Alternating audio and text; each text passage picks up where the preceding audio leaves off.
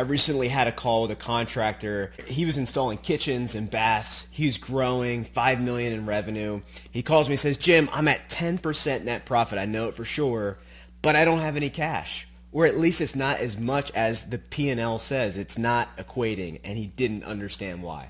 This is frustrating. It's common. I get this call on a regular basis with clients, with prospects. They're in the contract and construction space. There's cash flow gaps, either tight margins, the receivables are aging, they have invoices out on the street but they can't collect it, and they're really not clear on their job level profitability. These can be some of the biggest silent killers in this industry. The good news is there are solutions to overcome these problems. The first one is we have got to get a cash flow forecast in place in your business. We recommend a 13-week cash flow forecast. This is not just peace of mind, but this is actually planning the inflows and the outflows in the cash of your business. So we're actually protecting payroll. We're actually looking how do owners' draws, payroll, accounts receivable, accounts payable, debt service, how do they all impact your cash flow? And we want to know that answer before they actually hit. Our whole goal here is to avoid surprises. A 13-week cash flow forecast can make a tremendous impact in your business. The second piece of this solution has to come from truly knowing your profitability. I had a client call me once and he said, Jim, I want to know the facts. I want to know the facts. And he said it perfectly. Every contractor should know the facts about their profitability.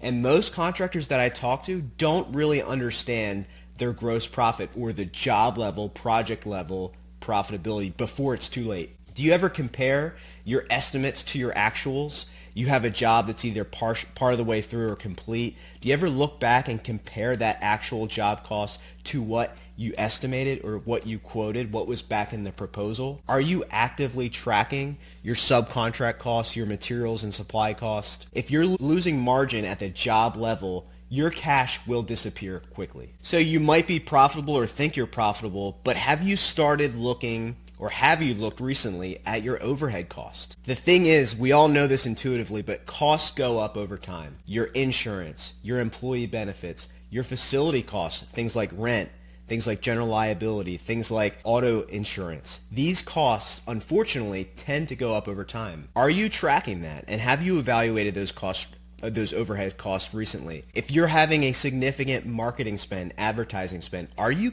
able to connect the dots back to an ROI on that spend? Are there clear KPIs or metrics in place to make sure that whatever you're spending every month on your advertising and your marketing, your SEO, your Google ad spend, whatever it is, your campaigns, are you able to connect the dots back to an ROI on that cost? And then the last piece, and this is huge, the reality is contracting is hard.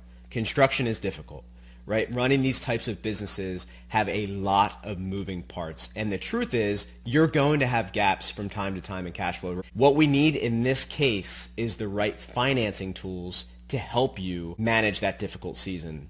There are three types I want you to be aware of as a contractor, three types of financing tools that need to be in place or can be in place to help you grow your business. The first is a working capital line of credit. This is for short-term working capital. So this is going to replace what could be used as cash. Things like payroll, things like making sure you're paying your subcontractors and your suppliers on time. This is the short-term financing tool that needs to be in place in your business to keep your jobs and your business moving along day to day. The second piece is equipment financing. One of the challenges I see contractors run into is they use their cash, working capital, for long-term assets. They buy trucks, they buy equipment. And it's not bad if you have surpluses to spend your surplus of cash in those areas. But if you're deploying short-term capital for a long-term asset, something that has a useful life of 3, 5, 7 years, and you're using your short-term cash on that, you could find yourself in a cash crunch, and equipment financing could be the solution to avoid draining your cash.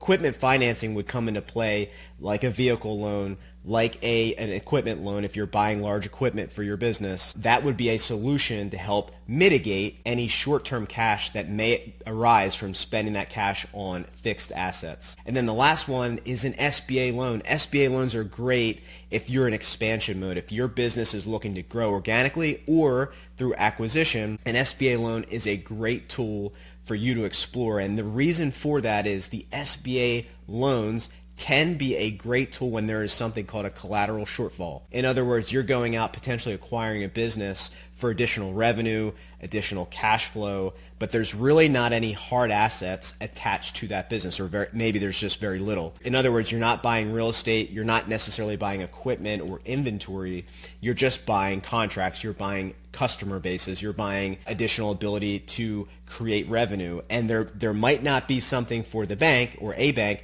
to take a lien on or to use as collateral. An SBA loan is a great option in these cases because there may be a fantastic business case for you to go make that acquisition, but the bank sees a shortfall in what they can take collateral for in that loan scenario. So an SBA loan is a fantastic option in this case. So if you're thinking, Jim, all this sounds great, this is all hitting the pain points that I have, I understand the solutions at a high level, how can I do all of this? You might be asking that question right now. My response to you would be you're asking the wrong question. It's not about how do you do this, but rather who can help you get this done. Dan Sullivan in his book, Who Not How, says this better than anyone. But the right who may be the solution that you're actually seeking.